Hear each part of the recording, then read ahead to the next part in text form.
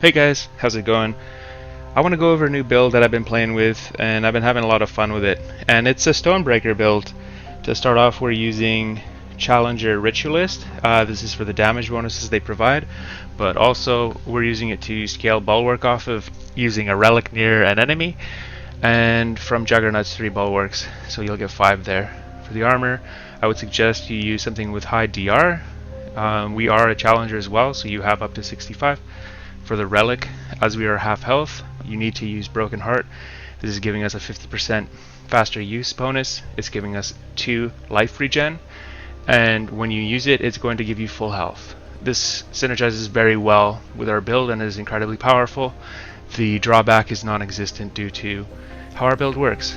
The shards I would suggest are melee damage, speed, and health. If you want stamina reduction, you can consider that as well. For the amulet, we're choosing Death's Embrace. This is high value for us since we're at 50%. Gonna have 25 all damage as well as haste for 7%. Everything, basically all actions, rate of fire, attack speed, use speed, everything. We're using Restriction Cord. This helps us from avoiding life leeching over our 50% health and making things not work as they should. And it's providing the DR. As well as that, we are using Hardened Coil. It's 15% DR, so we get 30 flat DR. Since we're half health, it's very easy for us to proc Ring of Crisis, and this doesn't have an internal cooldown from what I've seen, so it is basically just 75% more health as long as you don't get one shot. And since we have a lot of life leech, it's basically always there. It's very good on this build, it's very powerful. You have a few options for this one. You can either use Brawlers for 15 IAS and 5 crit, or you can use Berserkers for 10 IAS and the stamina reduction by 30. With the Stonebreaker, you do want to spam the R2s, so I would highly suggest Berserkers to help with the stamina.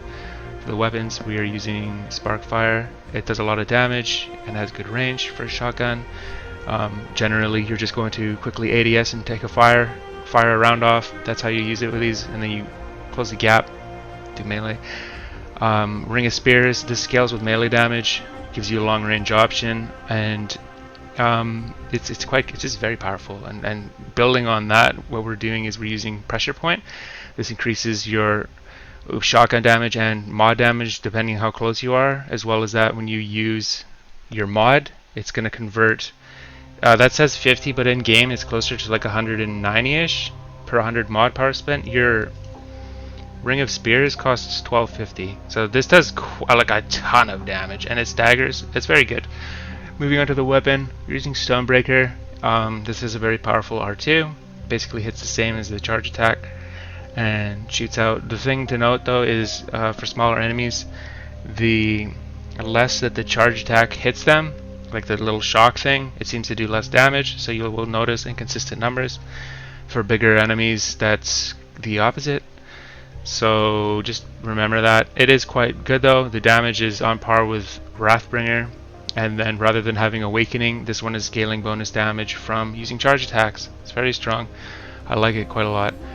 We're using Vengeful Strike with this because we are a half health. It's giving us 50% melee damage. It is a buff, so it applies to the Ring of Spears as well, and it's going to give us 15% crit as well.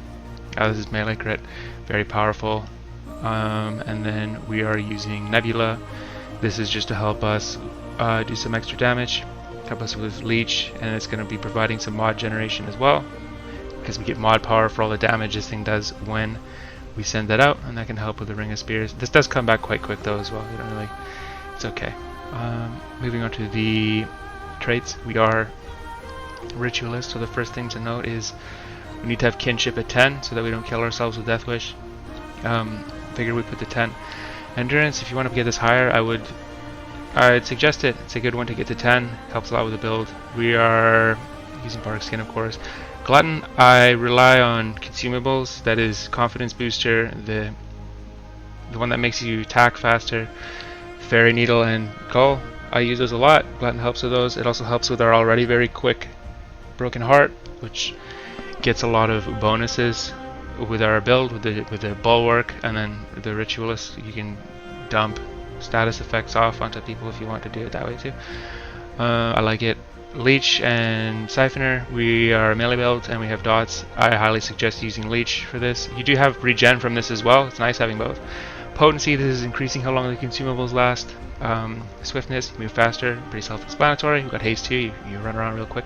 And then Flashcaster, as we like to use our skills in melee range, particularly Bulwark, and particularly Ring of Spears. It's important that that's coming out. I put it to 5, if you want it to be higher, you can do that. Consumables, I would suggest Mud Tooths. I don't think using anything else is the idea here. You got 2 little health, and then Calcium, 100%. You want this to help out with Stonebreaker. The rest of the consumables can be what you want, but I do suggest Confidence Booster and the Rocket Fuel, I think it's called. I forgot, sorry. Moving on to the next segment here. I do appreciate the build looks squishy. It kind of is, but it's also not. Let's disable the Bulwark for now. That's going to be coming from here. Now we see the Bulwark has fallen off. We're at 70 DR.